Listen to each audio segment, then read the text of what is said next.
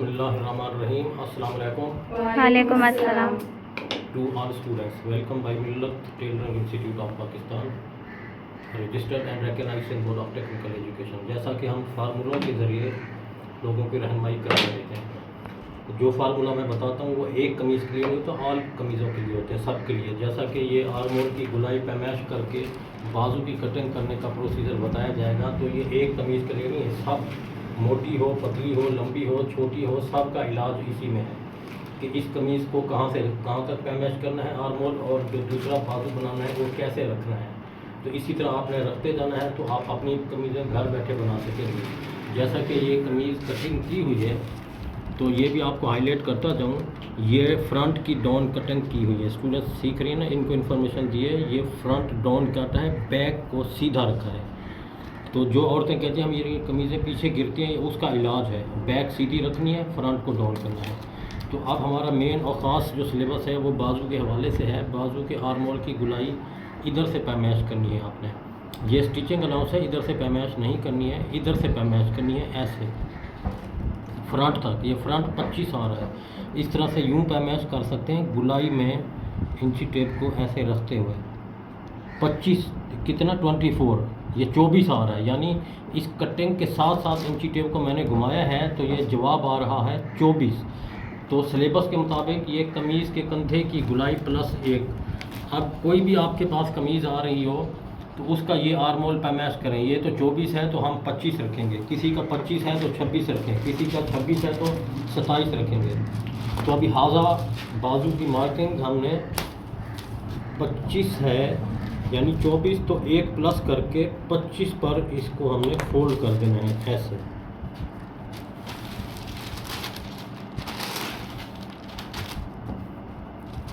तो हवा से उड़ रहा है तो इसके ऊपर हम स्केल रख देते हैं। तो अभी हमें मालूम हो गया कि जिस औरत की कमीज़ का बाजू हम बना रहे हैं तो उसका आर्मोल 24 था, तो हमने जो दूसरा बाजू बनाना है तो वो 24 प्लस 1 cm 25, ये 25 cm पर मैंने फोल्ड कर दिया है। इसके बाद अगला स्टेप ये होगा सिलेबस के मुताबिक, ये 0 से 1 बाजू की कुल लंबाई प्लस 4। अब बाजू की कुल लंबाई 43 है, तो इसमें हमने 4 cm स्टिचिंग अलाउंस के लिए प्लस करना है 43। तो इसमें 1 2 3 4 cm प्लस कर दिया है स्टील वाला स्केल में। तो इधर से यूँ हमने 2 लाइनें खींचनी हैं, ये 2 लाइनें मैंने खींच दी हैं, यानी इसके 1 cm ऊपर मशीन खा जाएगी, 3 cm का फोल्डर बन जाएगा। इसके बाद अगला स्टेप ये है कि 1 से 2 से 3 कंधे की क्या लिखा हुआ बेटा का 1/4 हिस्सा प्लस 2 cm। हाँ, तो क्या मालूम हुआ कि जितना भी ये कंधा था हमारा उसमें 1 प्लस किया था, 24 था, 1 प्लस किया तो 25 हो रहा है। ये 25 इसको हमने 4 पर तकसीम करना है। तो कैलकुलेटर से करें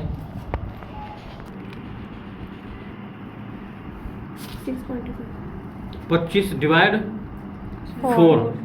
इसके बाद ये प्लस करना है, प्लस का बटन दबाएं 2। तो जवाब कितना आ रहा है 8.25। हाँ, तो 8.25 कहाँ से कहाँ तक, 2 से 3 वाली बात, ये वाली इधर से लेकर इधर तक। अब हमने इधर से ये 2 से 3 जो रखना है 8.2 यानी 8.25, यानी 8 के आगे 2 छोटी लाइनें, तो नंबर 3 लिख देंगे, जैसे ये 3 लिखा हुआ है 2 से 3। तो ये बात ख़त्म हो गई। इसके बाद अगली बात ये है 1 से 4 क्या लिखा हुआ है कंधे की चौड़ाई हाँ, तो जितना ये कंधा था ये 24 था, उसमें 1 हमने प्लस किया था 25। पहले हमने 25 को 4 पर तकसीम किया था, अब 25 को हमने 8 पर तकसीम करना है। हाँ, तो करके दिखाएं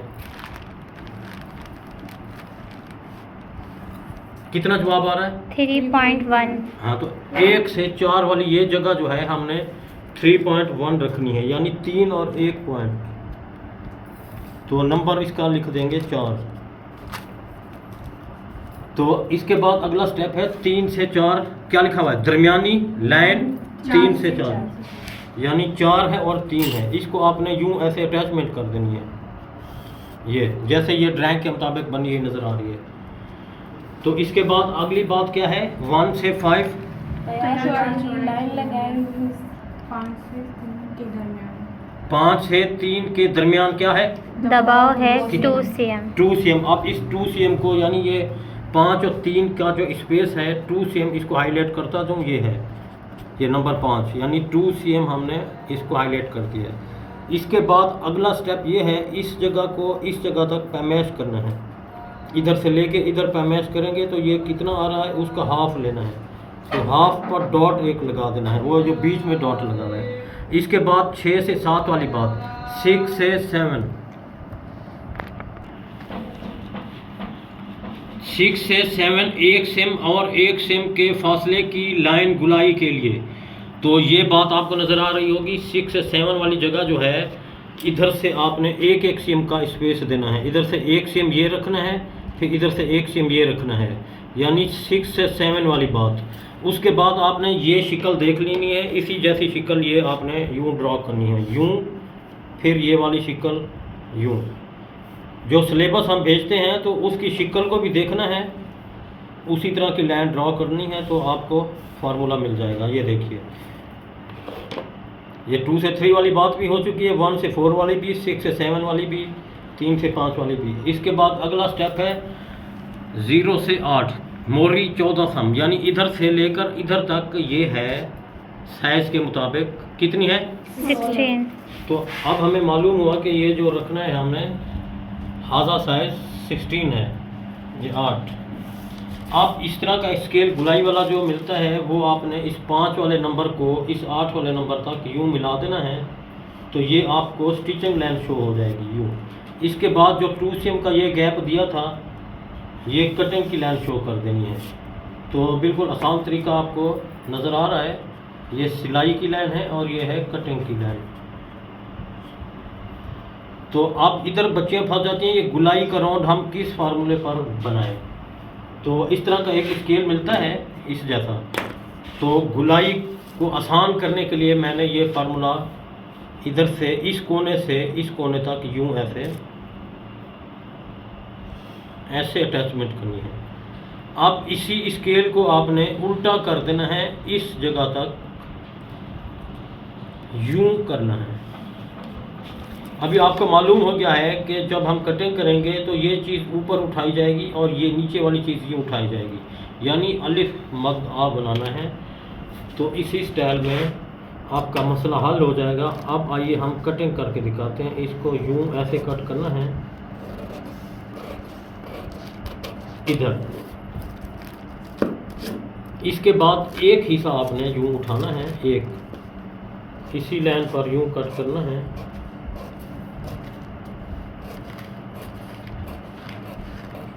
तो ये चीज़ आपको नज़र आ रही होगी।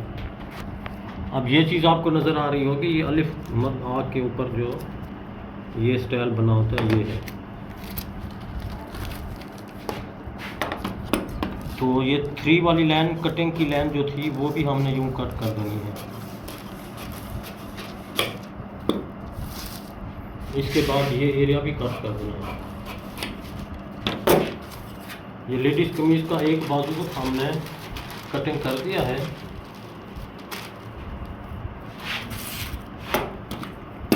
एक पेपर रह गया था, उसको भी आपने यूं कट करना है। ये हवा से ये चीज़ आप ये ध्यान रखना है, इस जगह कोना नहीं बनना चाहिए, फ्रेश हो। तो ये जो बाजू बनाया जाएगा, पहना जाएगा, तो छोटी साइड आगे की तरफ आती है। अब ये एक बाजू की हमने कटिंग कर दी है, तो ये लिखा हुआ है सिलेबस के मुताबिक नोट। क्या लिखा हुआ है? 3 से 4, 4 से 3 तक और 3 से 9 तक कटिंग करें और दूसरे बाजू की तय खोल कर बराबर कटिंग करें। जैसा कि ये सिलेबस आपको भेजा जाता है, तो ये पेपर है या फैब्रिक है, तो एक बाजू की आपने यूँ कटिंग कर ली है इधर यूँ, तो दूसरा ऐसे तय खोल कर इसके मुताबिक कट करना है। ये पेपर छोटा है, फैब्रिक तो ज़्यादा होता है, नहीं तो जॉइंट भी डाल सकता है। तो अब ये चीज़ हाईलाइट करता जाऊँ कि बहुत सारी बच्चियां परेशान होती हैं कि ये छोटी साइड और बड़ी साइड का क्या मकसद होता है, ये क्यों रखी जाती है, बराबर रखी जाए।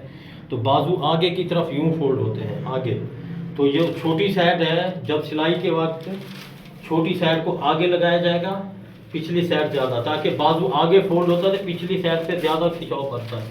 इसलिए आपने ये लेडीज़ कमीज़ के बाजू की दोनों गुलाइयाँ एक जैसी बराबर कटिंग नहीं करनी, जैसे ये फ़र्क रखा हुआ है इसी तरह से फ़र्क रखना है। ये छोटी साइड है फ्रंट और ये दूसरी साइड है बैक। तो दूसरा बाजू भी आप इसके ऊपर कट कर दें। अगर लेडीज़ फैब्रिक होता है जैसे प्रिंट वाला है, तो प्रिंट का आपने ध्यान देना होगा कि जब ये फूलों का जैसे प्रिंट है तो बाजू बना रहे हैं तो फूलों का प्रिंट ऊपर की तरफ आना चाहिए, ये आपने ध्यान देना होगा। तो इन हमारे आसान फार्मूलों को अप्लाई करते रहें और चैनल को लाइक और शेयर करें ताकि ये हमारे आसान फार्मूले दूसरों तक पहुँचे। तो अपना ख्याल रखिएगा। अल्लाह हाफ़िज़।